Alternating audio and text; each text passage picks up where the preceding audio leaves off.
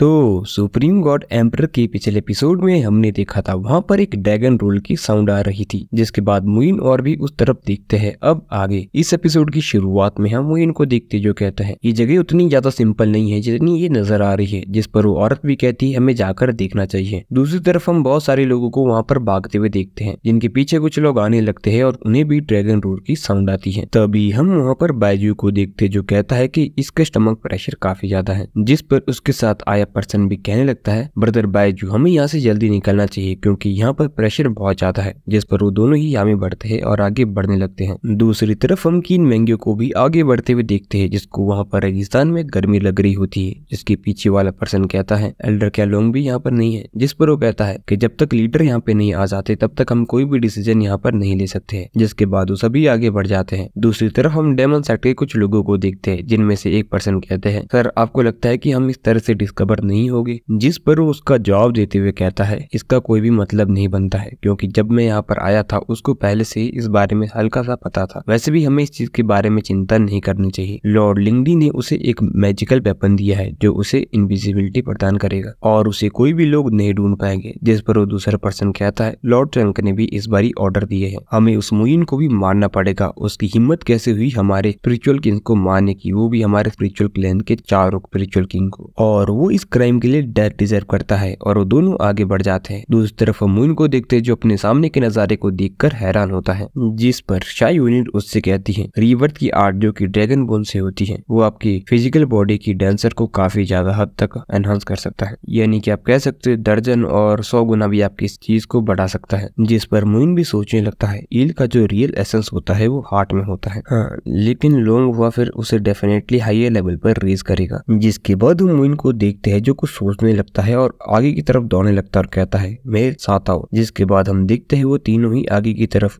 बहुत तेजी से दौड़ने लगते हैं। वहाँ पर हम देख पाते हैं कि शाह यूनियर और आंट टोयुन भी आगे तेजी से दौड़ने लगते हैं। थोड़ी देर के बाद वो एक जगह जाकर रुक जाता है और उन दोनों से ही कहता है यहाँ पर सावधान रहना। जिस पर शाह यूनियर उससे कहती है हाँ आप बहुत ज्यादा मेहनत कर रहे हो यहाँ पर। जिसके बाद वहाँ पर आंट टिन भी कहती है हाँ तुम दोनों ही सावधान रहना। तभी एक तरफ से लड़ने की आवाज आ रही होती है तो मुइन उस तरह सभी को जाने को कहता है और कहता है वहाँ पर कोई लड़ रहा है। तभी मुइन और वहाँ पर एक पत्थर के पीछे छुप जाते हैं जहाँ पर तानिन के आदमी एक पर्सन पर हमला कर रहे होते हैं, लेकिन उसे आसानी से पीछे हटाकर कहता है तानिन काफी समय हो गया तुम्हें देखे बिना, क्या तुम अभी तक मरे नहीं हो? जिस पर तानिन उसका जवाब देते हुए कहता है तुम्हारे पिता कैसे, क्या वो अभी तक मरे नहीं है? मैं कैसे मर सकता हूँ? और जब मैंने ये सुना हान तियान्यू को मुइन के द्वारा मारा गया है तो उसे मारे बिना तो बिल्कुल भी नहीं। जिसके बाद हान्यू कहता है तो मैं तुम्हें आज मार दूंगा। जिसके बाद उसकी तरफ हमला करने के लिए आगे बढ़ता है, लेकिन तभी वहाँ पर एक बूढ़े आदमी की आवाज आती है जो कहता है हान्यू तुम्हें अपने एक्शन करने से पहले हमेशा सोचना चाहिए। जिसके बाद हम वहाँ पर उसको देखते हैं जो उसकी हमले को आसानी से रोक देता है और उसे पीछे हटने पर मजबूर कर देता है। जिसके बाद वो फिर से उसकी तरफ हमला करने के लिए आगे बढ़ता है, लेकिन फिर से उसके साथ वही चीज होती है। जिसको देखने के बाद वो काफी ज्यादा हैरान होता है और उससे पूछने लगता है लेकिन कैसे तुम इतनी ज्यादा ताकतवर फिर से कैसे बन सकते हो? जिस पर उससे कहता है बच्चे अभी तुम बहुत ज्यादा कमजोर हो। जिसके बाद उन दोनों के बीच एक एपिक लेवल की फाइट शुरू होने लगती है, जिस पर मुइन भी उन्हें देखते हुए कहने लगता है ये तो वही है ना। जिसके बाद उन दोनों के बीच एक एपिक लेवल की फाइट शुरू होने लगती है, लेकिन हम देख पाते हो बूढ़ा आदमी उस पर पूरी तरह से हावी हो रहा था और उसका कुछ भी नहीं बिगाड़ पा रहा होता है। जिसके बाद हम शाह यूनिट को देखते जो अपनी आंटी उनसे पूछती है कि हम क्या करें। जिस पर उसकी आंटी कहती है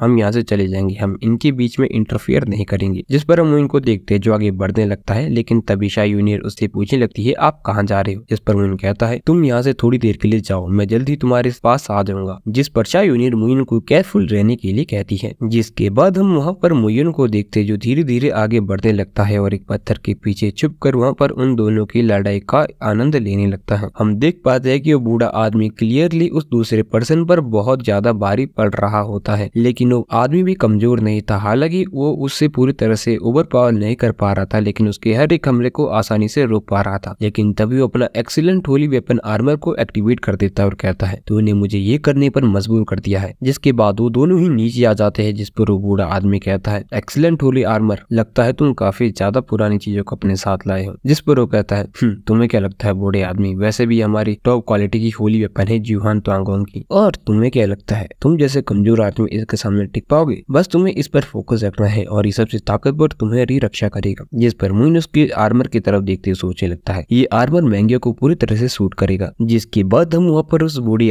आदमी को देखते जो अपनी ब्लड मार्क नाम की एक टेक्निक को एक्टिवेट करने लगता है, लेकिन वो आदमी उसे ऐसा नहीं करने देना चाहता था, जिसके बाद उसकी तरफ हमला करने के लिए आगे जरूर बढ़ता है, लेकिन उसके हर एक हमले से बचते हुए अपनी ब्लड मार्क टेक्निक को आखिरकार एक्टिवेट कर उसकी तरफ छोड़ देता है, जिसकी बचाव में अपनी वो बिंग काई जिंग डुन टेक्निक का इस्तेमाल करता है, जिससे वो शील्ड आगे उसके हमले को रोकने लगती है। और ये देखकर मुइन के चेहरे पर भी एक चमक आ जाती है और इसी के साथ ये एपिसोड यहीं पर खत्म हो जाता है।